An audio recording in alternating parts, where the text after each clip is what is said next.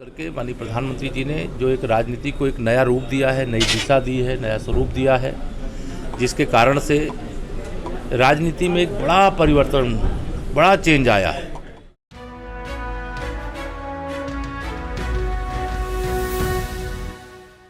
प्रधानमंत्री नरेंद्र मोदी के वाराणसी दौरे को लेकर यूपी के डिप्टी सीएम केशव प्रसाद मौर्य ने बड़ा बयान दिया है। डिप्टी सीएम केशव मौर्य ने प्रधानमंत्री नरेंद्र मोदी को देश में विकास की राजनीति की शुरुआत करने वाला नायक बताया है।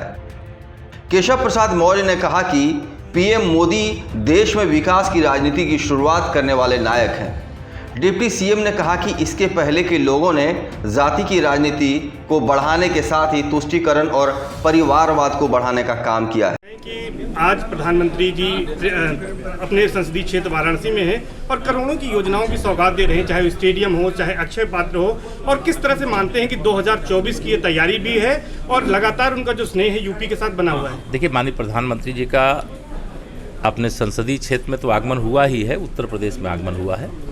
सबसे पहले तो मैं उनका हार्दिक स्वागत करता हूं। और वह विकास पुरुष हैं।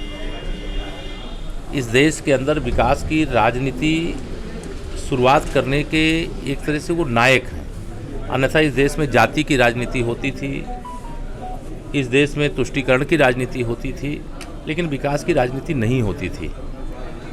परिवारवाद चरम पर था। यह सारे मिथक को तोड़ करके माननीय प्रधानमंत्री जी ने जो एक राजनीति को एक नया रूप दिया है, नई दिशा दी है, नया स्वरूप दिया है, जिसके कारण से राजनीति में एक बड़ा परिवर्तन, बड़ा चेंज आया है। तो मैं माननीय प्रधानमंत्री जी का आना अपने संसदीय क्षेत्र में बाबा विश्वनाथ जी की नगरी में, वह तो खुशी की बात है ही। अनेक सौगात जब भी वह काशी आते हैं वहाँ के लिए भी लाते हैं, यूपी में आते हैं तो यूपी के लिए भी लाते हैं। और भारत सरकार का खजाना यूपी के लिए लगातार खुला भी रहता है। डबल इंजन की सरकार माननीय श्री नरेंद्र मोदी जी के नेतृत्व के कारण हमको दोबारा भी मिली है, तिबारा भी मिलेगी, चौथी बार भी मिलेगी।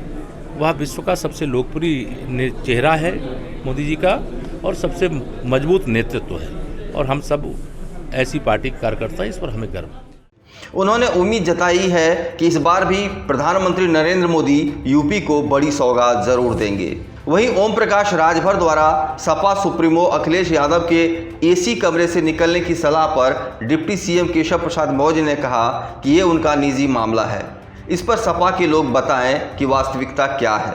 लेकिन डिप्टी सीएम केशव प्रसाद मौर्य ने सपा पर बड़ा हमला बोलते हुए कहा कि आजमगढ़ और रामपुर उपचुनाव के बाद समाजवादी पार्टी समाप्तवादी पार्टी बन चुकी है।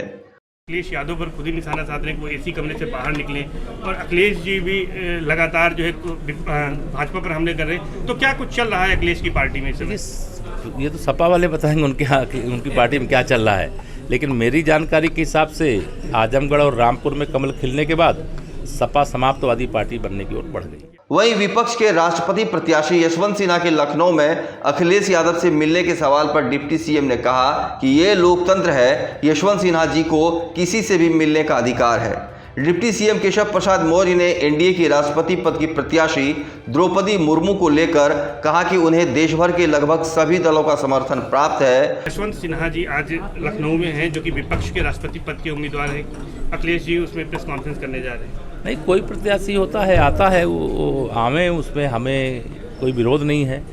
और भारतीय जनता पार्टी और गठबंधन की जो राष्ट्रपति पद की प्रत्याशी हैं आदरणीय द्रौपदी मुर्मू जी, उनका आगमन 8 तारीख को उत्तर प्रदेश में हो रहा है, और हमें पूरा विश्वास है कि बहुत अच्छे मतों से देश की अगली राष्ट्रपति के रूप में आदरणीय द्रौपदी मुर्मू जी बनेंगी। वह एक आदिवासी समुदाय से आती हैं, एक गरीब परिवार से आती हैं, वो एक महिला हैं, और स्वतंत्र भारत के इतिहास में आदिवासी समाज की महिला को राष्ट्रपति यानी देश के प्रथम नागरिक के पद पर बैठाने का जो काम माननीय मोदी जी के मार्गदर्शन में भारतीय जनता पार्टी गठबंधन के द्वारा किया जा रहा है, जिन्हें लगभग देश के सभी दलों का समर्थन मिल रहा है।